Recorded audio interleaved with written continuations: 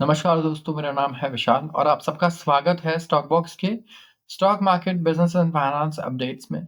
यहाँ पे हम डिस्कस करने वाले हैं ऐसी खबरें जो आपके इन्वेस्टमेंट्स की वैल्यू, आपके इनकम, आपके खर्चे और बिजनेस और जॉब प्रोस्पेक्ट्स को अफेक्ट कर सकती हैं। तो चाहे वो इंटरनेशनल खबर हो या कोई नेशनल न्यूज़ हो।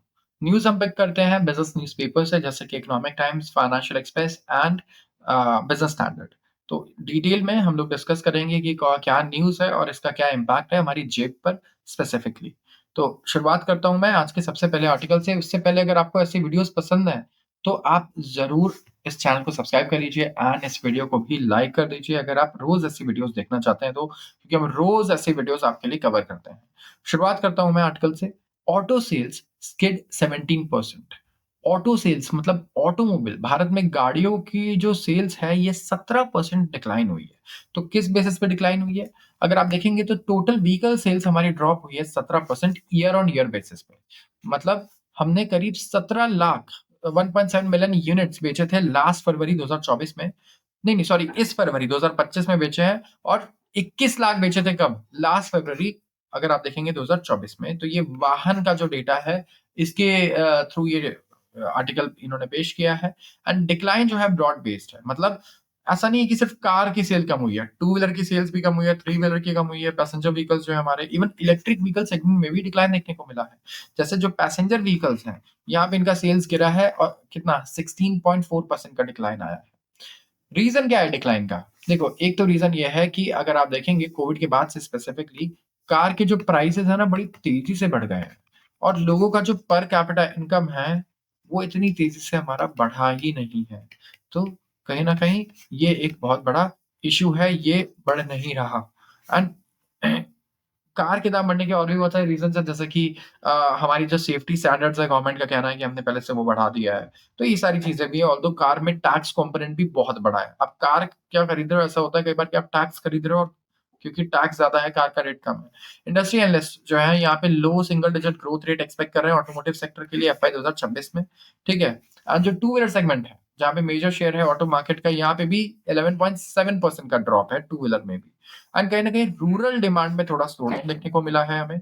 कॉस्ट प्रेशर है एंट्री लेवल बायर्स पर एंड जो थ्री व्हीलर सेल्स है ये भी 8.4% यहाँ पर डिक्लाइन होता हुआ नज़र आया है। इलेक्ट्रिक व्हीकल सेगमेंट ऐसा था अब तक कि कैरी कर रहा था मार्केट को बहुत बढ़िया तरीके से। काफ़ी अच्छी ग्रोथ रेट थी, लेकिन यहाँ भी 8.1% की डिक्लाइन है। तो अब सब्सिडीज़ वगैरह पहले जितनी नहीं मिल रही, तो वहाँ पे भी हमें डिक्लाइन देखने को मिल रहा है। तो ओवरऑल अगर आप देखोगे तो ऑटोमोटिव ऐसा सेक्टर है जो थोड़ा-सा प्लेटू हो गया है हमारे इस साल, ठीक है?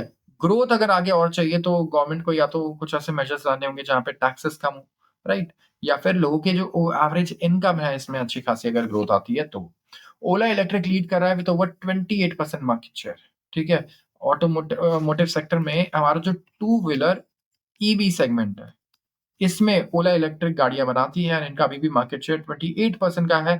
सबसे बड़ा मार्केट शेयर आई थिंक इस टाइम पे ओला का ही है। इन्होंने 25,000 गाड़ियाँ बेची हैं फरवरी में एंड यहाँ पे इनका ये कहना है कि अब 4,000 जो स्टोर्स हैं इन्होंने खोल दिए हैं, नेटवर्क प्रॉपर बना दिया है एंड काफ़ी बढ़िया डिमांड भी अपटिक देखने को इन्हें मिल रहा है। तो नई गाड़ियाँ ये लॉन्च कर रहे हैं अगले महीने, बेटर बैटरी कैपेसिटी के साथ एंड सारी चीज़ों के साथ। बट स्टिल हमें देखना होगा कि आगे कैसे परफ़ॉर्म करते हैं लॉन्ग टर्म। एंड स्पेसिफिकली अगर आप देखोगे तो जब पूरी इंडस्ट्री अगर ग्रोथ बहुत अच्छा नहीं दिखा पा रही है तो it's very hard to outperform वहां पे कि आप पॉजिटिव ग्रोथ रेट के साथ आगे चलते रहो। तो हमें देखना होगा, अगर ऐसा होता है तो ये बहुत बढ़िया है, मुझे लगता है स्पेसिफिकली ओला के इन्वेस्टर्स के लिए। Average 7.8% growth needed for developed nation target tag by 2047। India India को 7.8% की रफ्तार से ग्रो करना होगा एनुअली, रियल टर्म्स में। अगर ये डेवलप्ड कंट्री बनना चाहता है 2047 तक, तो ये कहना है कि इसका वर्ल्ड बैंक का इनकी रिपोर्ट रिलीज हुई है फ्राइडे को। लेकिन अगर ये होना है तो जितने भी हमारे ग्रोथ इंजन्स हैं यहाँ पे इसमें सस्टेन रिफॉर्म्स लाने होंगे हमें एंड परफॉर्म करने होंगे मोर ऑप्टिमली, और ऑप्टिमली हमें परफॉर्म करना होगा। तो इकोनॉमी अभी ग्रो कर रही है 6.3% की रफ्तार से सिंस 2000 एंड यहाँ पे ये क्वाड्रपल हो गई है, 4 गुना हो गई है साइज में। तो 2000 ईस्वी से लेकर के अभी तक 6.3% का ग्रोथ रेट हमने रिकॉर्ड किया है एंड ये एक स्ट्रॉन्ग फाउंडेशन भी प्रोवाइड करता है। जो डिपार्चर है from business as usual approach, यहाँ पे अब क्या करना होगा, हमें अप्रोच को बदलना होगा। क्योंकि अगर आप डेटा भी देखोगे ओवरऑल तो कहीं न कहीं हाई इनकम बनने वाली जो कंट्रीज़ हैं, आपको बहुत ज़्यादा नज़र नहीं आएँगी। अगर आप मेजर इकोनॉमीज़ की बात करते हैं तो बड़ा ईज़ी नहीं होता है चेंज करना, बट हमारे पास एडवांटेजेस भी बहुत हैं। अगले 2 साल के लिए तो 6.7% का ग्रोथ रेट एक्सपेक्टेड है and as many as 13 countries हैं जो ग्रो कर रही हैं ऑन एन एवरेज ऑफ 7%। ठीक है? 25 सालों से सेकंड वर्ल्ड वॉर के बाद एंड इन 13 कंट्रीज़ में से अगर आप देखोगे तो आधी हाई इनकम नेशंस बन गई हैं, अगर ग्लोबल स्टेज पे आप देखते हो। तो इंडिया भी ये चीज़ कर सकता है, कोई रीज़न नहीं है कि इंडिया नहीं ग्रो कर सकता, फास्ट और डेवलप्ड कंट्री बन पाए इस जनरेशन में एंड हमारे पास मैक्रो इकोनॉमिक स्टेबिलिटी है, डेमोग्राफिक डिमांड है, डिविडेंड है, रिफॉर्म्स भी आ रहे हैं गवर्नमेंट की तरफ से काफ़ी सारे, तो लेट्स सी कुछ अगर हम और इस स्पेस को बढ़ा पाएँ और 7% के आगे पुश कर पाएँ अपने ग्रोथ रेट को। निफ्टी ने रिकॉर्ड बनाया है यहाँ पे, लगातार भारतीय बाज़ार नीचे जा रहा है। जो बेंचमार्क हमारा निफ्टी है, ये 5वां महीना था फ़रवरी जो लगातार रेड में क्लोज़ हुआ है मंथली एंड ये सबसे लंबी स्ट्रीक है पिछले 30 सालों में। निफ्टी लॉन्च हुआ था अप्रैल 1996 में एंड इंडेक्स अगर आप देखेंगे एक बार में 5 महीनों में 25% नीचे गिर गया था लॉन्च होने के बाद। और जो करंट स्लाइड आया है यहाँ पे हमें देखने को मिल रहा है 6.22% का ड्रॉप है और ये कंटिन्यू हुआ है फ़रवरी में, जहाँ पे निफ्टी 14% डिक्लाइन हो चुका है एंड ये 22% फॉल से तो काफ़ी बेटर है जो जून और सितंबर 2001 में देखने को मिल रही थी। तो ये सारे हमारे ओवरऑल पुराने देखेंगे निफ्टी का डेटा है कि किस तरीके से अभी लगातार 5 महीने हमारे ऐसे रहे हैं जहाँ पे हम डिक्लाइन हुए हैं और डिक्लाइन हुए कितना 14.28%। इसके अलावा अगर आप देखोगे तो जुलाई से नवंबर 1996 की अगर मैं बात करूँ ये, तो यहाँ पे भी 5 महीने लगातार हमारा 26% का डिक्लाइन आया है। मई अगस्त 1998 की बात करूँ तो नंबर ऑफ मंथ्स 4 आए हैं, 26.44% का डिक्लाइन आया है एंड जून सितंबर 2001 की बात करूँ तो नंबर ऑफ मंथ्स 4 हैं एंड 21.8% का डिक्लाइन आया है। इस तरीके से आप देखोगे डिक्लाइन काफ़ी ज़्यादा रहा है, इस बार डिक्लाइन हमारा कितना है 14.28%। Winter crops at risk as IMD warns of a warmer March. यहाँ पे इंडिया में अबव एवरेज टेम्परेचर रहने वाला है मार्च के टाइम एंड ज़्यादातर जो रीजन्स हैं, वहाँ पे हमें देखने को मिला है कि फ़रवरी भी काफ़ी गर्म रहा है। ये कहना है किसका वेदर ऑफिस फोरकास्ट का फ्राइडे को मुंबई जैसी जगहों पे हीट वेव भी हमें नज़र आई।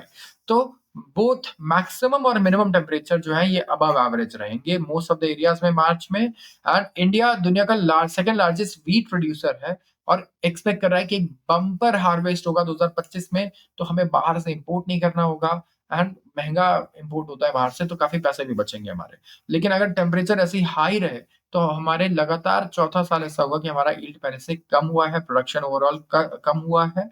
इसकी वज़ह से हमें जो 40% इम्पोर्ट ड्यूटी टैक्स लगाते हैं हम व्हीट के इम्पोर्ट पर, वो कट करना होगा।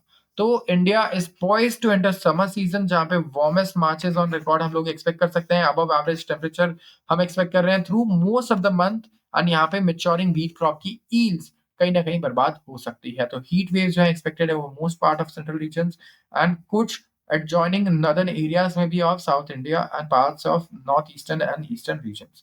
तो इंडियन फार्मर्स प्राइमरली ग्रो कर रहे हैं व्हीट नॉर्दर्न स्टेट्स में of Uttar Pradesh, Punjab, Haryana and central state of Madhya Pradesh. India को फोर्सिबली क्या करना पड़ा था, व्हीट इंपोर्ट बैन करना पड़ गया था, एक्सपोर्ट बैन करना पड़ गया था 2022 में। हमने कहा हम एक्सपोर्ट नहीं करेंगे, क्यों? क्योंकि फरवरी मार्च के टेम्परेचर ऐसे ही बहुत ज़्यादा बढ़ गए थे एंड फिर क्या हुआ? क्रॉप्स हमारे सफ़र कर रहे थे। हमारा ओवरऑल आउटपुट कम रहा तो हमें फूड सिक्योरिटी तो चाहिए, तो इसीलिए हमें एक्सपोर्ट्स को बैन करना पड़ा। आप सारा जो आपके पास प्रोड्यूस है वो आप इंडिया में बेचो। ये करना पड़ता है किसी भी कंट्री को और इससे पता चलता है कि इंडिया जैसी कंट्री भी अभी कितना वल्नरेबल है अगर आप देखोगे to climate change, right? Specifically वो कंट्रीज जो ग्रो कर रही है उन्हें कंडीसिव एनवायरनमेंट चाहिए और क्लाइमेट चेंज कहीं न कहीं एक बहुत बड़ी प्रॉब्लम है उनके लिए। स्पेसिफिकली अगर आप एवरेज टेम्परेचर बढ़ते हुए देखोगे तो और भी ज़्यादा नुकसान होता है हमारा, प्रोडक्टिविटी कम होती है, बाहर जो हाईवे और ओवरऑल इंफ्रास्ट्रक्चर प्रोजेक्ट्स होते हैं, वो आप देखोगे काफ़ी मतलब स्लो हो जाते हैं, एफिशिएंसी कम हो जाती है और जिस तरीके से अभी हमने यहाँ पढ़ा कि क्रॉप्स वगैरह को भी काफ़ी नुकसान हो जाता है इससे। अब बात करते हैं अगले आर्टिकल की और ये है ऑयल प्राइसेस के बारे में। ऑयल प्राइसेस स्लिप हुआ है 1% ऑन 272.69 पर barrel on Trump's tariff concern. यहाँ पे मैं बात कर रहा हूँ ऑयल प्राइस की, तो यहाँ पे ब्रेंट क्रूड लिखा है। तो ऑयल प्राइसेस देखिए अलग-अलग ओवरऑल डिनोमिनेशंस होते हैं, इसके अलग-अलग कॉन्ट्रैक्ट्स होते हैं और ये इस पे डिपेंड करता है कि कहाँ से आ रहा है वो ऑयल। जैसे कि अगर यूएस से ऑयल आता है फॉर एग्ज़ाम्पल, तो हम लोग कहते हैं उसको डब्ल्यूटीआई, ठीक है? उसको क्या बोलते हैं हम लोग? डब्ल्यूटीआई और वेस्ट टेक्सास इंटरमीडिएट इसका फुल फॉर्म है। वैसे ही अगर हम लोग मिडल ईस्ट से ऑयल लेते हैं, तो ये होता है Brent crude and even Russian oil को भी हम लोग क्या बोलते हैं? उरल्स। तो ये यूरल्स हो गया। तो अलग-अलग नाम है जगह के हिसाब से कि ये कहाँ से आ रहा है। ओवरऑल इस आर्टिकल में ज़्यादा कुछ नहीं है, मैं आपको उल्टा एक बार थोड़ा-सा प्रैक्टिकली समझाता हूँ इस आर्टिकल को थोड़ा। अब अगर आप ऑयल की बात करो ना, तो एक तो सिंपल चीज़ ऑयल में वर्क करती है कि ऑयल के दाम बढ़ने वाले हैं, घटने वाले हैं। वो होता है डिमांड और सप्लाई, सबको पता है डिमांड अगर बढ़ जाती है तो वो प्राइस बढ़ जाता है एंड सप्लाई अगर बढ़ जाए तब भी तो प्राइस घट जाता है। डिमांड और सप्लाई। लेकिन इसमें ना एक्सपेक्टेशंस बहुत मैटर करते हैं। मार्केट्स अगर आप देखोगे तो प्राइस डिसाइड करता है आगे की एक्सपेक्टेशंस पे, अभी क्या है उस पे नहीं। तो एक्सपेक्टेशंस चेंज कैसे हो जाते हैं? जब एक्सपेक्टेशंस हो जाए कि आगे ऑयल डिमांड बढ़ने वाली है, तो अपने आप देखोगे ऑयल प्राइस एकदम से बढ़ना शुरू हो जाता है यहाँ पे। एंड एक्सपेक्टेशंस ये होती हैं कि भाई आगे डिमांड कम होनी है, तो वो अपने आप गिरना भी शुरू हो जाता है। और ये कैसे? सबसे पहले इस टाइम पे क्या इंपॉर्टेंट फैक्टर है? इस टाइम पे इंपॉर्टेंट फैक्टर है एक तो जीडीपी। ठीक है? एवरेज जीडीपी ग्लोबल अगर आप देखेंगे तो बहुत ज़्यादा तेज़ रफ्तार एक्सपेक्टेड नहीं है ग्रोथ में। तो ये बहुत ज़्यादा इम्पैक्ट कर देता है हमारे ऑयल प्राइसेज़ को भी। तो अगर ये लग रहा हो कि जीडीपी आगे नीचे जाना है तो हमें ऑयल प्राइस भी नीचे जाता हुआ नज़र आता है, क्योंकि दुनिया में ग्रोथ होगी, नई फैक्ट्रीज़ खुलेंगी तभी तो ऑयल यूज़ होगा। तो आगे के हिसाब से वो अभी एडजस्ट करना शुरू कर देते हैं प्राइस को। इसके अलावा सेम जीडीपी ग्रोथ रेट अगर ऊपर जा रहा है, लग रहा है प्रेडिक्शंस ऊपर की हैं, तो ऑयल प्राइसेज़ भी ऊपर जाएँगे अभी। इसके अलावा और क्या चीज़ें हैं? इसके अलावा और भी चीज़ें हो सकती हैं। जैसे कि अगर आप देखो पूरी दुनिया में कहीं भी कोई टर्मोइल है, इज़राइल, गाज़ा की बात करें, ईरान की बात करें, तो जहाँ सप्लाई हिंडर हो सकता है, एक्सपेक्टेड है आगे, वहाँ पे ऑयल के दाम बढ़ जाते हैं। ऑल्दो मार्केट में ज़्यादा डिमांड है नहीं ऑयल की, लेकिन दाम ऑयल के इसलिए शॉर्ट टर्म में बढ़ जाते हैं क्योंकि उन्हें लगता है कि हो सकता है शॉर्ट टर्म में 2 महीना ऑयल ना मिले किसी को, डिसरप्शन हो जाए, मिडल ईस्ट में कोई वॉर हो जाए, कंटेनर्स पास ना होने दे कोई। तो ये सारी रीज़न्स होते हैं जिसकी वज़ह से हमें काफ़ी वॉलेटिलिटी देखने को मिलती है। मतलब ऑयल प्राइस काफ़ी तेज़ी से काफ़ी बड़े रेंज में मूव कर जाता है यूजुअली। और क्या चीज़ें हैं? और मैं बताता हूँ आपको। अगर आपने इन्वेस्टमेंट किया है, तो 100% प्रोबेबिलिटी ये है कि कहीं न कहीं अगर वो कंपनी, मैं बोल रहा हूँ सॉफ्टवेयर कंपनीज़ की बात अलग है, लेकिन मैन्युफैक्चरिंग वगैरह से रिलेटेड है, तो क्रूड ऑयल काफ़ी बड़ा कॉस्ट कंपोनेंट होगा। काफ़ी सारे ऐसे प्रोडक्ट्स जो हम बनाते हैं, प्रोसेस इंडस्ट्रीज़ होती हैं, फर्टिलाइज़र, केमिकल जो भी हो गई, वहाँ पे क्रूड ऑयल एक बहुत इंपॉर्टेंट कंपोनेंट होता है, काफ़ी बड़ा कॉस्ट फैक्टर भी होता है और ये काफ़ी मदद करता है कॉस्ट को कम करने में। तो अगर इसी तरीके से ऑयल के दाम नीचे गिरते रहें, तो हम एक्सपेक्ट करेंगे कि हमारी जो कंपनीज़ हैं, इनके नेट प्रॉफिट्स में कुछ न कुछ सुधार, कुछ न कुछ बूस्ट ज़रूर देखने को मिलेगा ऑयल प्राइस के डिक्लाइन के दम पर। तो आज के लिए बस इतना ही। अगर आपको वीडियो पसंद आई है, तो ज़रूर इसे लाइक करें और चैनल को सब्सक्राइब करना बिल्कुल ना भूलें। अगर आप रोज़ ऐसे वीडियोज़ को इसी चैनल पर देखना चाहते हैं। आप सबका बहुत-बहुत धन्यवाद।